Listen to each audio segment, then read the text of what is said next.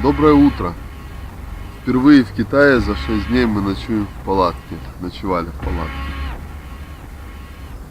Мы уже даже забыли, как это делать, потому что последний раз мы это делали в Казахстане, причем в самом начале путешествия. Я сегодня не телегенична.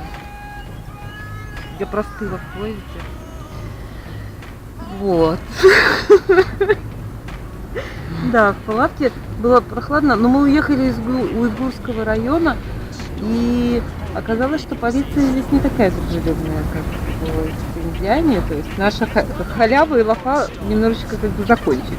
Теперь мы сами выгребаем, где спать, что делать, что есть. Посмотрим сегодня первый интересный день. Вообще сегодня у нас первый дебютный день уличной музыки в Китае. Посмотрим, как это все вообще пройдет. Вчера была генеральная репетиция. И она нас шокировала, потому что у Оли перестала играть флейта. Просто так. Просто так, в одну секунду. И мы подумали, все, наигрались уличную музыку. Я-то свой барабан сюда не вез. Думаю, ну все, вот сейчас еще и флейта сломалась. Сейчас мы будем зарабатывать чем-нибудь другим. Потом мы ее Олечку подкрутила, начала работать флейта.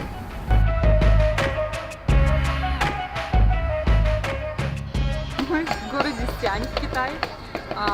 И ситуация, в общем, заставляет нас выкручиваться как умеем. Вот Олежка осваивает новый инструмент, рюкзак. Сейчас продемонстрирую.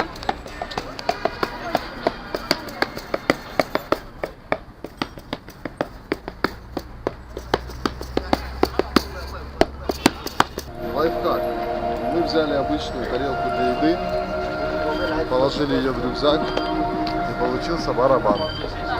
Мы сегодня утром имели $3 на кармане и думали, как бы крутануться.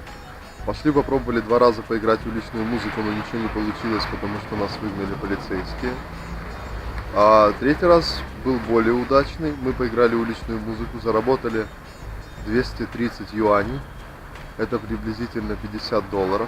Сейчас мы продолжаем начатый еще в Казахстане сезон бич-пакетов. Вот. С вареными яйцами и с булочкой. Но это не по той причине, что здесь нет другой еды, а по той причине, что всю остальную еду мы просто не знаем. Это какая-то неимоверная штука, и бедные китайцы, в общем, сами от нее страдают, потому что очень много людей в людных местах чувствуют себя нехорошо, и это какая-то поголовная просто ситуация. Вот поэтому мы решили, что яйца, хлеб, какие-то более-менее знакомые, да, истории можно есть спокойно. На все остальное денег, какие-то злоблачные продукты. Европейская пища очень дорогая. Эта милая девушка помогает нам переночевать в комфорте. Вот так ее зовут.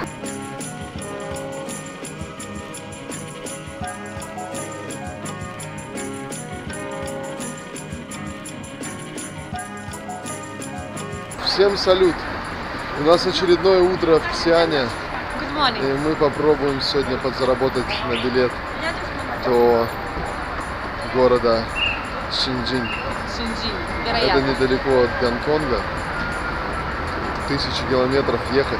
Снова предстоят нам сутки в китайском поезде. Вот, но они прикольные чувачки на самом деле. Немного космонавты, конечно, но с ними можно интересно взаимодействовать. А в Китае тем временем золотая осень. Такая по-китайски осень золотая. Вот, пожалуйста, обратите внимание, какие яркие, красивые краски повсюду. А при ближайшем рассмотрении выяснилось, что деревья пластиковые.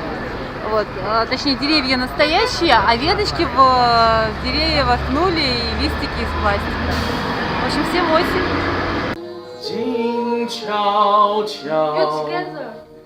只有风儿轻轻唱，夜色多美好，心儿多爽朗。在这迷人的晚上。 Ребят, у нас очень крутая атмосфера в Китае. Нам тут очень нравится. Потрясающие люди, они включают нам китайские регги, включают нам Боба Марли, включают нам свои музыкальные песни, угощают вкусной едой, приглашают в свои дома. Вот сейчас мы в тату-салоне. 我要收的你每张的钞票，叫我不要太高调，你怎么跟我斗？让你咆哮，想在我面前逃掉，人跪在地上嚎叫，但我还没有够。 Люди, путешествуйте побольше, столько прекрасных людей живет на свете, столько всего происходит великолепного. Здесь и сейчас одновременно, главное не унывать и не забывать об этом, помнить, это очень вдохновляет. И у нас появился новый друг, и зовут его Шиши. Вот такого мы взяли себе друга, зацепили. Сейчас? Последний.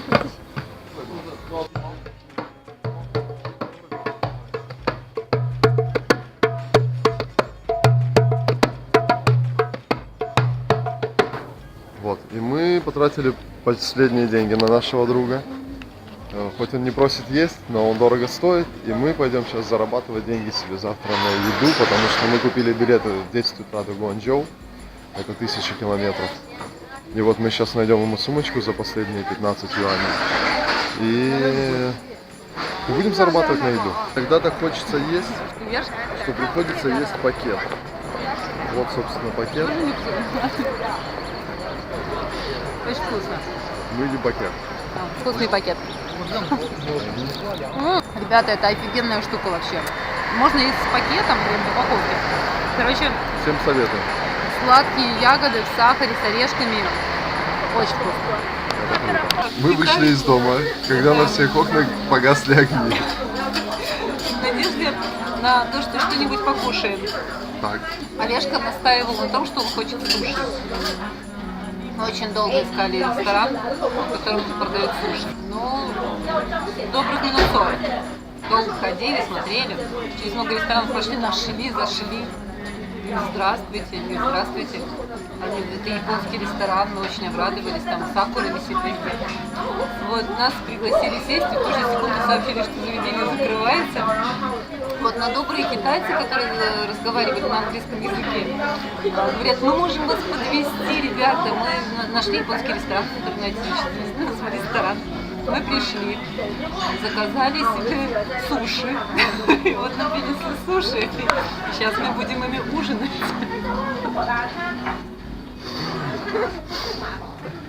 Теперь нам где-то километров 8 тулить обратно пешком после того, как мы вкусно покушаем суши. Вот. Всем приятного аппетита. Отличного взаимопонимания. Пока. мы забрались повыше, почти на крышу. Прошла неделя, я неделю я не мог есть, то она была острая, то вообще какая-то непонятная по вкусу. А через неделю меня вскрыло. И я сейчас точу любую еду нормально и уличную покупаю. Короче, заходит вот так вот. Да, у меня обратная ситуация. Мне кажется, что маленький ребенок приготовил из шнурков старых ботинок лапшу, нарезал туда резиновую подошву, это была какая-то тоже лапша из не знаю из чего. Добавил пару кусочков пластика резинового, залил это все какой-нибудь Мыльной средством, пастой. Да, мыльной пастой, добавил туда воды и хорошенечко разогрел. Вот, ну и добавил пару листочков зелени для вкуса. И, конечно же, сыпанул перца, чтобы было невозможно разобраться. А если это горячий напиток, то это что-то то ли чай, то ли кофе. И тоже такое вот ощущение, что это стиральный порошок, хорошенечко перемешанный с горячей водой и сахаром. Может, так оно и есть, но мне заходит это все интересно. Интересно водят, достаточно уже начинается азиатское вождение, все переходят дорогу где хотят, сигналят тут постоянно друг другу. Велосипедисты или мотоциклисты на электробайках двигаются по пешеходным дорожкам и проезжают дорогу через пешеходный переход. А мы все никак не можем осознаться, мы не понимаем, что мы в Китае. Да, я каждое утро просыпаюсь и забываю, что мы в Китае. То есть я всегда надеюсь на подсознательном уровне, что сейчас типа спущусь или открою дверь хостела и с нами тут заговорят и так далее и тому подобное. Но потом подхожу к двери и там уже за дверью слышу, как на китайском языке говорят, и я такой, блин, мы в Китае.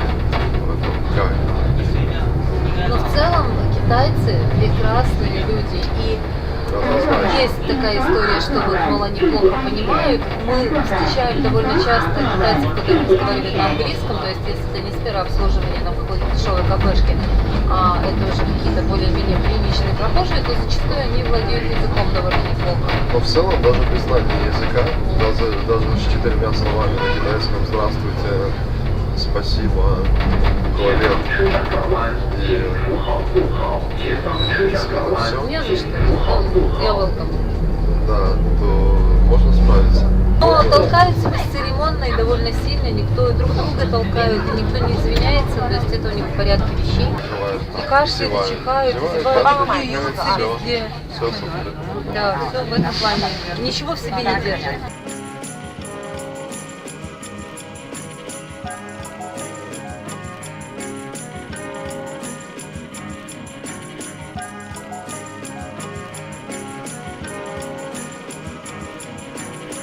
Вот. Ну и тут вообще очень красиво, как мы въезжаем в другую часть города, это уже новый город, то есть здесь уже меньше исторических зданий, но очень много высотных зданий. Погода, нельзя сказать, что сегодня пасмурная, вот это вот все, что в тумане находится, это смог. Это смог, это выхлопные газы от машин, то есть воздух довольно тяжелый. Мы это пока до конца не прочувствовали, но многие китайцы серьезно кашляют, тяжело им живется в плане самого пространства. Многие ходят в масках. А когда мы зашли в поезд, тогда мы уже окончательно поняли, что мы, походу, серьезно влипли, потому что мы зашли в переполненный, шумящий, сидячий вагон. Ехать нам в нем нужно было больше суток, вложив 2000 километров. 2000 километров, да. И это было, если сказать, что это было тяжело, даже, мне кажется, ничего не сказать, что это тяжело. Это было душно, грязно. Мы ни разу не вышли на улицу за всю дорогу. Потому что остановки вот такие. Скажем вам по секрету, что завтра в 10 утра мы садимся в точно такой же поезд. У меня есть хитрый план действий, я сегодня собираюсь не спать всю ночь, чтобы завтра просто прийти и отключиться на суп. Скажи добрый. Мы едем на вокзал. Не поспали ночью, Лешка обещала не поспать, вот, собственно, и не поспал. Я тоже не спала ни минутки. Ребятки, кто намерен хорошенечко отдохнуть во время кругосветного путешествия, решил ваши иллюзии развеять, есть спать, ну есть реже, но спать хочется хронически. Вот сегодня у нас предстоит, сегодня и завтра предстоит очень интересная дорога, мы едем больше 1000 километров в сидячем вагоне. У нас был вариант пойти в стоячем, но мы подумали, что в стоячем вагоне ехать с 9 утра до часа дня это слишком серьезная затея, и едем все-таки в сидячем вагоне китайского поезда, откуда мы обязательно всем доброе утро, спокойной ночи, кто там что.